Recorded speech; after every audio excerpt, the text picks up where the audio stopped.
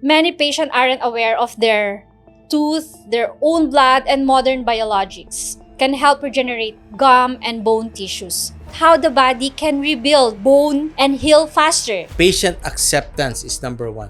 Is it really essential to do CTG for gum recession? It offers strength and support. Keratinized meaning nagkakalyo. Kalyo. Is there any chance that this artificial membrane be rejected by our body? Yes, it could fail because of certain situations like kung marumi yung barangay, mangangamoy at mangangamoy yung dumi at maaamoy mo. So, lahat siya maapektuhan. Who benefits most or can receive PDRN? Walk around the streets in South Korea, Myeongdong, Gangnam, you would see all this face masks, serum, ampules promoting PDRN. But the percentage is very small. Faster wound healing, anti-inflammatory effect, and the building blocks for repair, it's very beneficial. Is it safe? Is there any contraindication using PDRN? Nasa bibig ng mga salmon o ng mga isda, yung mga eggs and sperms. Yes. So, even if they're carrying it, sugat-sugat sila, after a few days, they see that their hands are very, very smooth. A different scenario if you're really allergy prone. Yeah. Kung allergic ka sa lahat ng seafoods, di ba? Why is PDRN becoming popular in modern dentistry? Enhancing wound healing, making it faster. Soft tissue, 2 weeks, right? Yes. Minimum. It could be longer, but again, with the PDRN, just count days.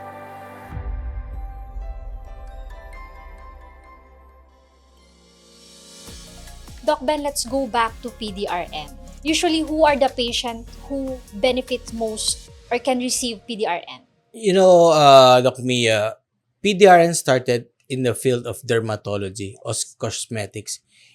You just walk around the streets in South Korea, Myeongdong, Gangnam, you would see all this face masks, serum, ampules promoting PDRN. But the percentage is very small.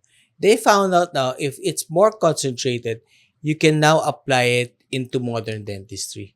So you ask who can benefit from PDRN? Patients who have periodontal conditions, periodontal problems, patients undergoing implant dentistry because they found out it's very useful for sinus lifting cases. So you add it to your membranes, as we talked about membranes earlier. You soak your membranes with PDRN. So basically, PDRN is an adjunct to the grafting materials we have out there, to the membranes we have out there, to the PRF and to the CGF we have been using. So talaga nakikita nila because of the faster wound healing, anti-inflammatory effect, and the building blocks for repair, it's very beneficial. So there are a lot of clinical applications now being studied and being applied in modern dentistry. Yeah. Is it safe? Is there any contraindication using PDRN? You know, PDRN, they call it serendipitously, was discovered serendipitously because it came from anecdotes of Korean fishermen and fishermen from Italy that even if during harsh conditions, during spawning season, so think of it like a caviar or a salmon roe. Lahat tayo kumakain ng mga sashimi, the salmon roe. Nasa bibig ng mga salmon o ng mga isda, yung mga eggs and sperms. Yes. So even if they're carrying it, sugat-sugat sila, after a few days, they see that their hands are very, very smooth. Okay? Walang infection, walang wound. So that alone tells you it's very safe because it's very natural. Now, scientists develop it even further and sterilized it and made it more, would say 95% pure. So the cases or instances of allergy, rejection is close to minimal. Of course, it's a different scenario if you're really allergy prone. Yeah. Kung allergic ka sa lahat ng seafoods, di ba?